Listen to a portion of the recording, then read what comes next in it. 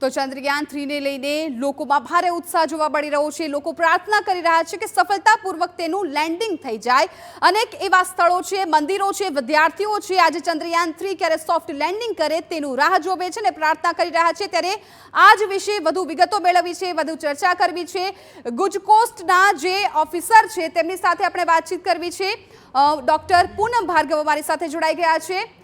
Doctor પૂનમ, ચંદ્રયાન 3 पर सौ कोई नजर से सौथी पहला तो इसरो नी नजर चंद्रयान 3 पर छे, चंद्रयान 3 नी नजर छे चंद्र पर छे। आ वच्चे हवे જ્યારે સોફ્ટ લેન્ડિંગ થવામાં થોડો સમય બાકી રહ્યો છે। ઇસરોએ જાણકારી આપી દીધી છે કે સંપૂર્ણ તૈયારી લેન્ડિંગની થઈ ગઈ છે, પરંતુ એ પહેલા હવે ચંદ્રયાન 3 પર કયા પડકારો રહ્યા છે?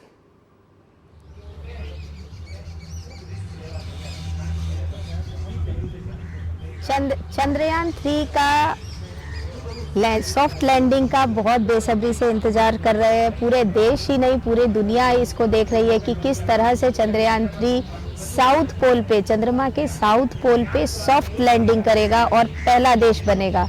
और हमारे सभी भारतीयों का सब जो सम्मान है वो पूरी दुनिया में एक बहुत जय जयकार होगी, बहुत बढ़ेगा।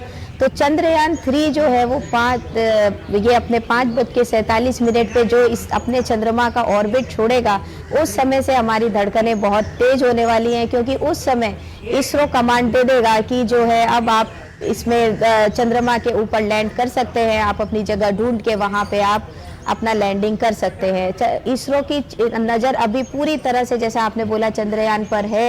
एक एक उसका जो मूवमेंट है, एक एक उसका सेंसर है, सब कुछ वो लोग एक बार फिर से चेक कर रहे हैं और सब कुछ को हरी झंडी दे चुके हैं। बिल्कुल डॉक्टर पूनम, एक तरफ हवे चंद्रयानનું जो सॉफ्ट लेन्डिंग છે એ ખૂબ જ મહત્વપૂર્ણ બની રહે છે અને સાથે જ સામે પડકારો પણ એટલા છે, કેમ કે ત્યાંની જે જમીન છે એ ખૂબ જ ખરબચડી ખાડાવાળી છે। તો ત્યાં સોફ્ટ લેન્ડિંગ કરવું કેટલું અઘરું બની રહે છે? चंद्रयान की सॉफ्ट लैंडिंग बहुत मुश्किल है, क्योंकि उसमें आपको टाइम भी कम है और उस टाइम में आपको एक बहुत बड़ा एरिया स्कैन करना है कि जहाँ पे गड्ढा नहीं है, जहाँ पे कोई ऊबड़ खाबड़ जमीन नहीं है, और उसको सीधा सीधा प्लेन सतह पे लैंड करवाना है।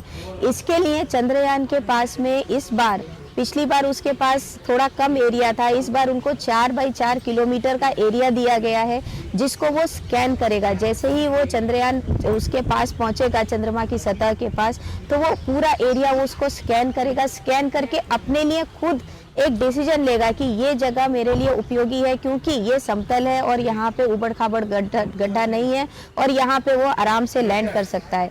इसके लिए उसके पास सेंसर्स हैं और उसके खुद की डिसीजन लेने की क्षमता है, जिसमें वो मिली सेकेंड में एक डिसीजन ले सकता है कि यहाँ की सतह अगर ऊबड़ खाबड़ है या फिर समतल नहीं है तो मैं वहाँ पे लैंड नहीं करूँगा, मैं दूसरी जगह पे लैंड करूँगा। इस तरह से इसको डिज़ाइन किया गया है पूरी तरह से।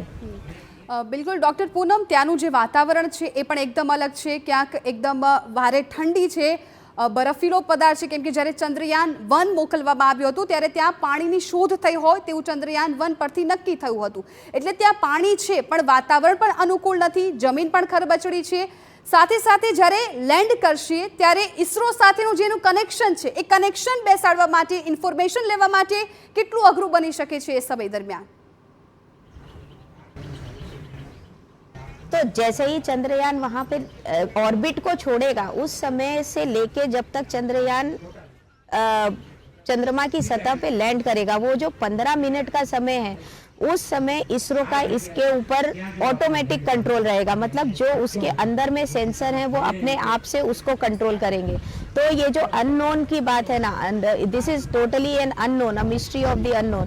तो जो अननोन है उसके लिए तो हम कुछ कर नहीं सकते, सिर्फ दुआ ही कर सकते। तो वो जो 15 मिनट है उसके लिए जो मल्टीपल सेंसर्स चंद्रयान पे लगाए गए हैं, उसकी मदद से चंद्रयान अपने लिए सेफ जगह ढूंढ के चंद्रमा की सतह पे लैंड करेगा।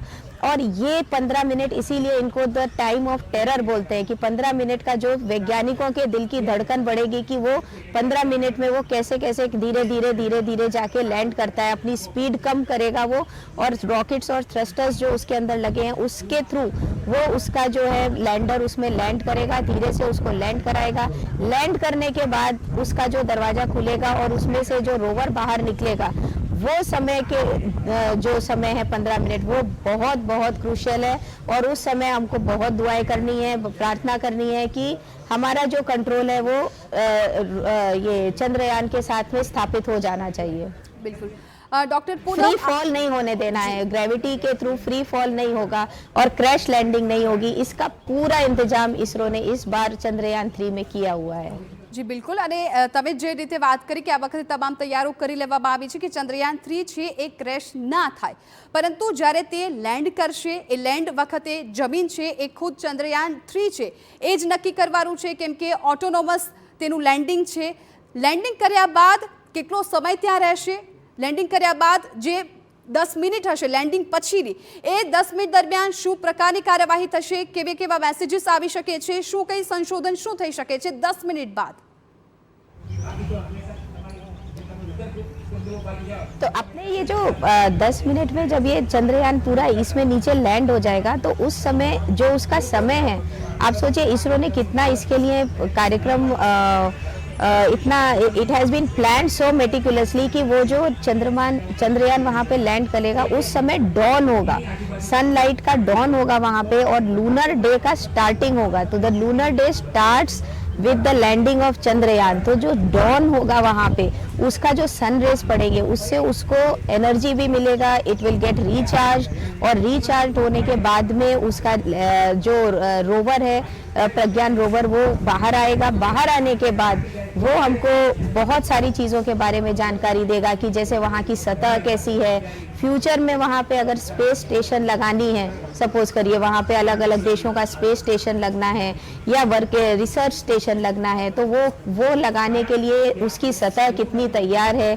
वहाँ पे सीस्मिक वेव्स, सीस्मोलॉजी का स्टडी होगा कि मतलब धरती कंप वहाँ पे कितने आते हैं, कितना उसमें कंपन रहता है धरती में, वहाँ का वातावरण कैसा होता है, क्योंकि वहाँ पे वो एक्चुअली में साउथ पोल में अभी कोई गया नहीं है। It is a mysterious thing, it is a land of unknown, unknown of unknowns में वो रोवर लैंड हो रहा है। वो क्या क्या हमको नॉलेज देगा, वो पूरे देश क्या पूरी दुनिया के लिए एक बहुत ही नया रिसर्च का दरवाजा ही खोल देगा।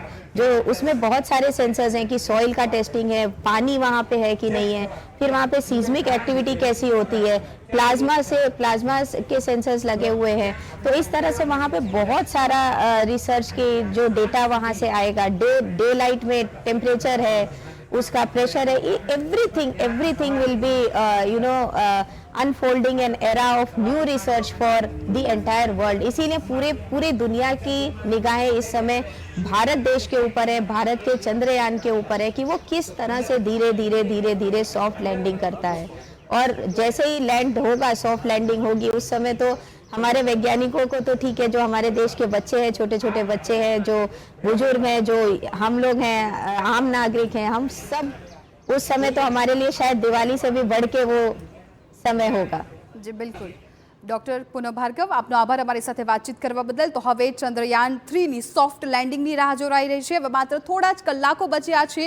ઇસરોએ પણ લેન્ડિંગની જે તમામ તૈયારીઓ છે પૂર્ણ કરી દીધી છે, તમામ તૈયારો કરી દેવાઈ છે, અને હવે માત્ર ને માત્ર એ સમયની રાહ જોવાય છે કે જ્યારે ચંદ્રયાન 3 સોફ્ટ લેન્ડિંગ કરે અને ભારતનો જય જયકાર ત્યાં બોલાવે।